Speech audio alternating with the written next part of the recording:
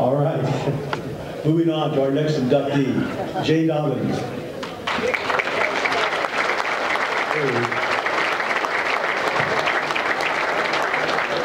I'm a little older than Jay, but we both played baseball at Palo Verde Park.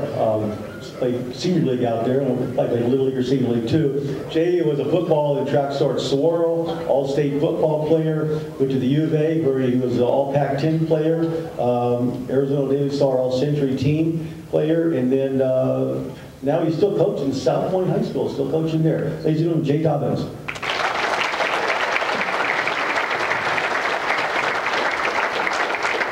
First of all, the honor to Chris Moon and to the gentlemen that were here that were with him when they were ambushed. How fortunate are we to live in America and to live in a country where we can get together and we don't have to worry about someone parking a car bomb in front of this building or driving an airplane into it because we got young men like that out there fighting for us.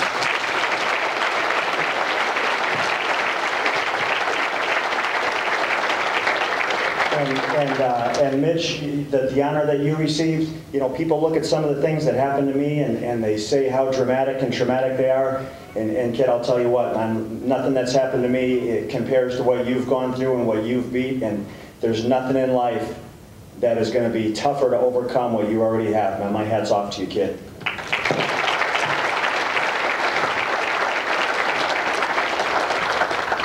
When you honor me, you honor the people that are in my life that allowed me to be in this position, because as the previous inductees all mentioned, none of us have accomplished anything by ourselves.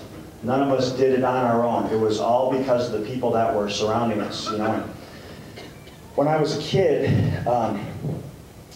playing football and getting involved in athletics, my dad used to always tell me, get up, get off the ground, don't lay there. Don't let somebody stand over you and celebrate for knocking you down. Get up, get back on your feet, either get back in the game or get to the sideline, but don't lay there and be pathetic and feel sorry for yourself. 1984, we're playing in USC in the Coliseum, and Jack Del Rio is a linebacker at USC. And you know, most wide receivers, they love to catch the ball over their shoulder and score a touchdown and get a date with the prom queen at the end of the game. I was the guy who went over the middle and got his head knocked off, and you know, patted that guy on the back when he was going out with the prettiest girl, you know, on campus. And I love that. I love that, having that being my contribution to my team. I loved just being the everyday blue-collar guy. So we're at USC, and Jack Del Rio puts a hit on me, and I seriously thought that he had blinded me. I was laying face down in the dirt. I couldn't see anything. I couldn't see any light. I was shaking my head. There was blood coming out of my mouth, blood coming out of my nose. And actually, I wasn't blinded. What he had done is he had completely spun my helmet around. And I remember laying there, and I could hear my dad saying, get up, get off the ground. Don't lay there. Don't feel sorry for yourself. And then, you know, I had always thought that I was going to be a professional football player, and it didn't happen. And you know, like some people are like, oh, you know what, man, I had a bad knee, or I had a bad back, or that coach didn't like me. You know what? I just wasn't good enough. I did everything I could. I just wasn't good enough.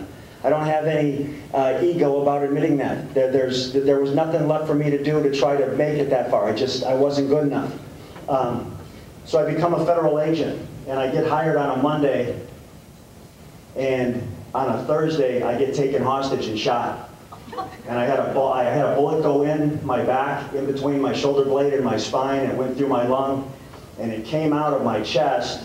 And I was laying in a trailer park in South Tucson with a giant pool of blood forming around me, and the blood was coming out of my chest so hard it was like you held your thumb over a garden hose.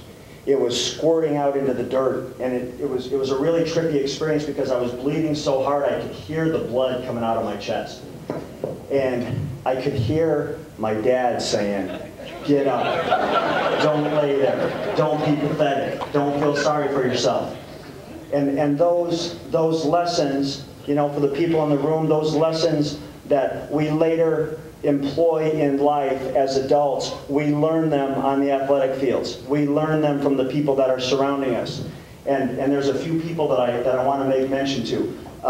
My mom and dad were in the back. If you guys would stand up because I really want to make sure that you guys are acknowledged. My mom and dad.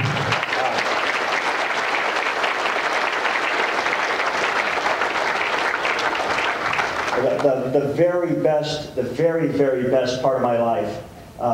My wife Gwen, my daughter Dale, and my son Jack.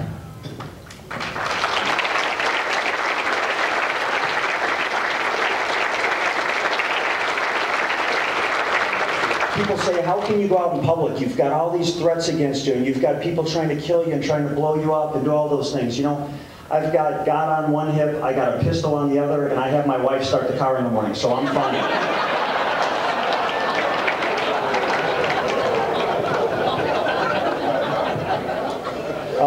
Mr. Bill Jewell is back there. He was one of my first Little League football coaches and really helped teach me the love of the game and the joy of just being out there and competing.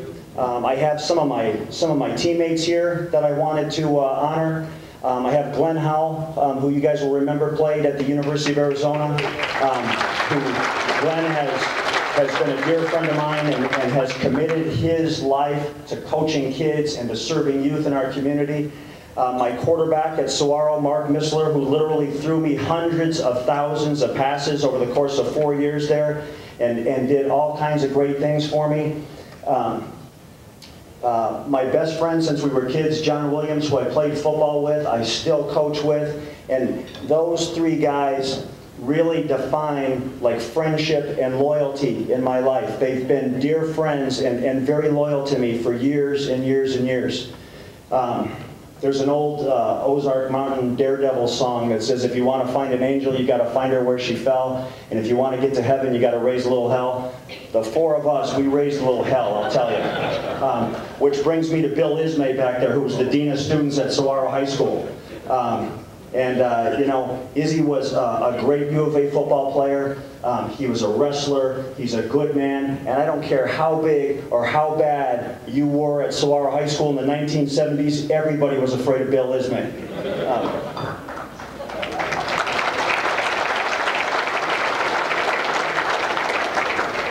I went to the 1985 NFL Combine still thinking I was all that. You know, I was all Pac-10 and I was going to play football. And I ran into Al Davis, who was the owner and the general manager of the Raiders. And I introduced myself to Al Davis and I said, sir, I said, you know, how's it going? What do you think? You know, we're running 40-yard dashes. And he says, Jay, he said, you're the fastest slow guy I've seen all day.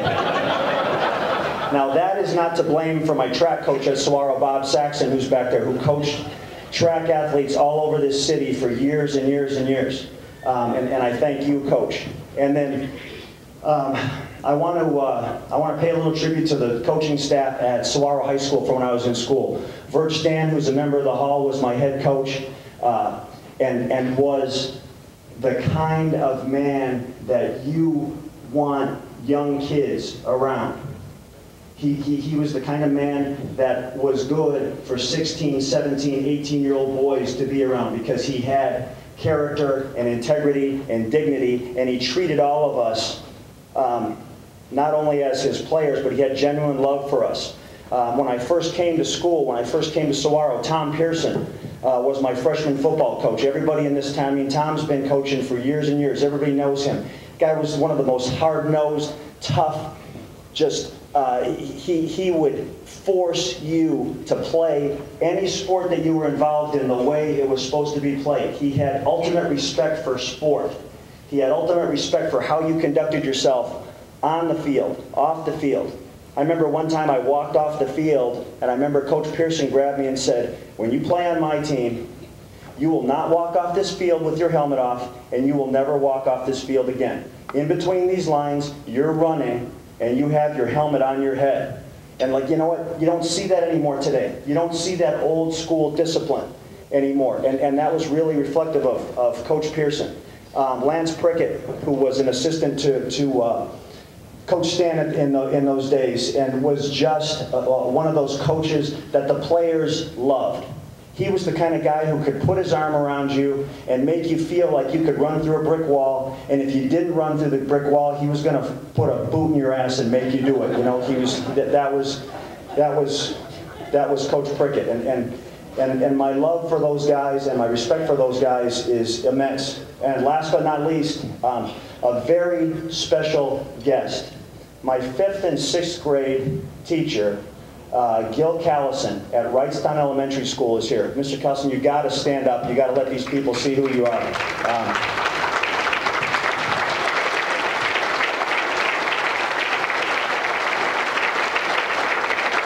Mr. Callison turned 88 years old yesterday, and he taught me and helped me with like the love of education, the love to read, the love to write. He encouraged us all in sports. He pushed us forward.